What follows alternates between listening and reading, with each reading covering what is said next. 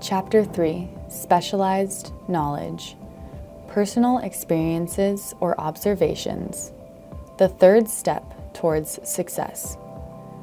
Liberate the minds of men, and ultimately you will liberate the bodies of men. Marcus Garvey.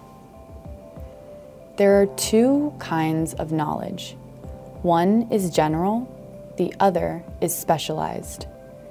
General knowledge, no matter how great in quantity or variety it may be, is of but little use in the accumulation of money. The faculties of the great universities possess, in the aggregate, practically every form of general knowledge known to civilization. Most of the professors have but little or no money. They specialize on teaching knowledge, but they do not specialize on the organization or the use of knowledge. Knowledge will not attract money unless it is organized and intelligently directed through practical plans of action to the definite end of accumulation of money.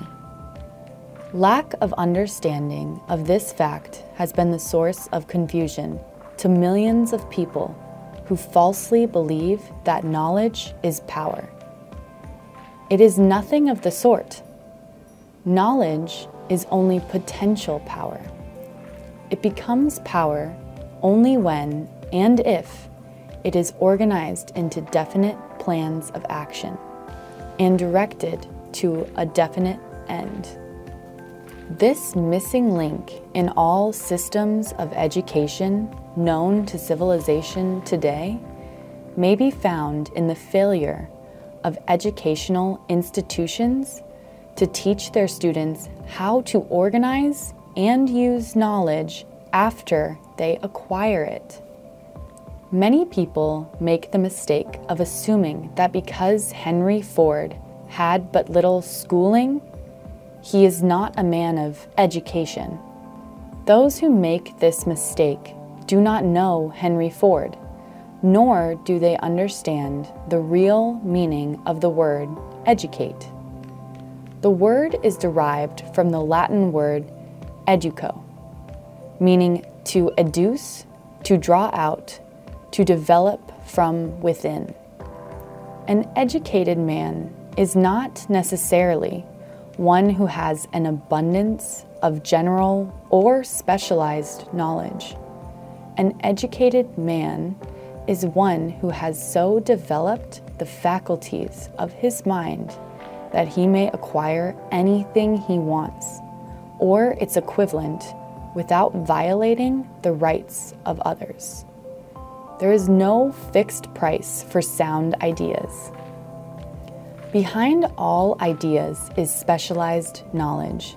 Unfortunately, for those who do not find riches in abundance, specialized knowledge is more abundant and more easily acquired than ideas. Because of this very truth, there is a universal demand and an ever-increasing opportunity for the person capable of helping men and women to sell their personal services advantageously. Capability means imagination, the one quality needed to combine specialized knowledge with ideas in the form of organized plans designed to yield riches. If you have imagination, this may present you with an idea sufficient to serve as the beginning of the riches you desire. Remember, the idea is the main thing. Specialized knowledge may be found just around the corner, any corner. Chapter 4, Imagination. The workshop of the mind, the fourth step towards success. Some people want it to happen, some wish it would happen, others make it happen. Michael Jordan. The imagination is literally the workshop wherein are fashioned all plans created by man. The impulse, the desire, is given shape, form, and action through the aid of the imaginative faculty of the mind. It has been said that man can create anything which he can imagine. Of all the ages of civilization, this is the most favorable for the development of imagination, because it is an age of rapid change. At every turn, one may contact stimuli which develop the imagination. Through the aid of his imaginative faculty, man has discovered and harnessed more of the nature's forces during the past 50 years than during the entire history of the human race previous to that time. He has conquered the air so completely that the birds are a poor match for him in flying. He has harnessed the universe and made it serve as a means of instantaneous communication with any part of the world. He has analyzed and weighed the sun at a distance of millions of miles and has determined, through the aid of imagination, the elements of which it consists. He has discovered that his own brain is both a broadcasting and a receiving station for the vibration of thought, and he is now making practical use of this discovery. Man's only limitation within reason lies in his development and use of his imagination. He has not yet reached the apex of development in the use of his imaginative faculty. He has merely discovered that he has an imagination and has commenced to use it. Two forms of imagination. The imaginative faculty functions in two forms. One is known as synthetic imagination, and the other as creative imagination. Synthetic imagination. Through this faculty, one may arrange old concepts, ideas, or plans into new combinations. This faculty creates nothing. It merely works with the material of experience, education, and observation with which it is fed. It is the faculty used most by the inventor, with the exception of the one who draws upon the creative imagination when he cannot solve his problem through synthetic imagination. Creative imagination. Through the faculty of creative imagination, the finite mind of man has direct communication with infinite intelligence. It is this faculty through which hunches and inspiration are received. It is by this faculty that all basic or new ideas are handed over to man.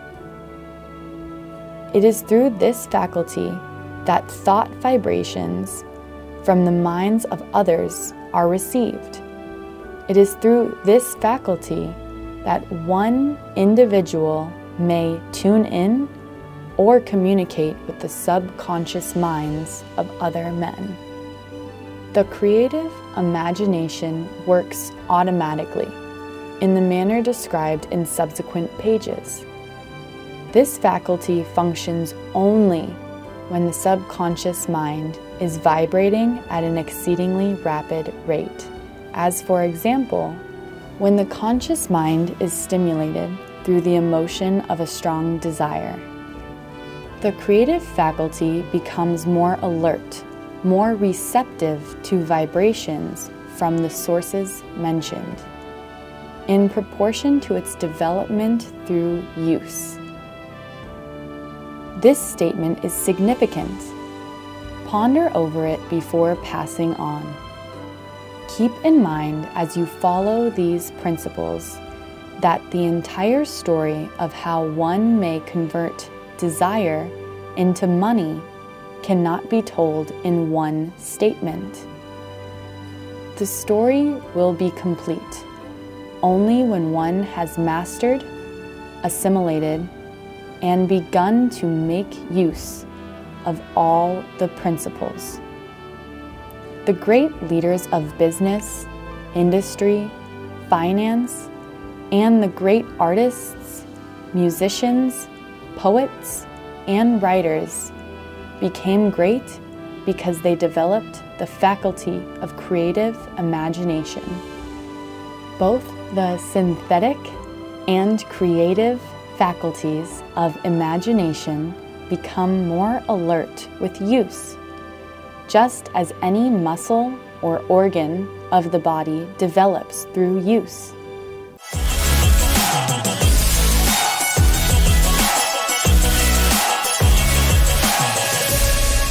Miss Hoa giao tiếp, tiếng Anh là chuyện nhỏ.